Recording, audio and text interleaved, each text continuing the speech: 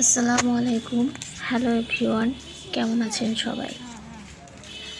তো আজকে আমি ফাইনালি চলে আসলাম আলফালা হাসপাতালে। আমার কাকির বেবি হয়েছে, তাকে দেখতে।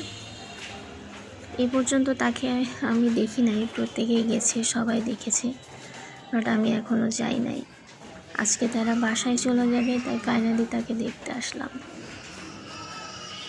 দেখা যাক কোথায় তাদের কেবিন, আমি জানি না, এজন্য খুঁজতেছিলাম।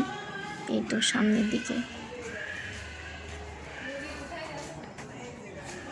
এই যে পথে যাইতে কাকির সাথে দেখা হয়ে গেল। তো কাকির সাথে কথা বললাম, সে কেমন আছে। তার কানে প্রবলেম ছিল।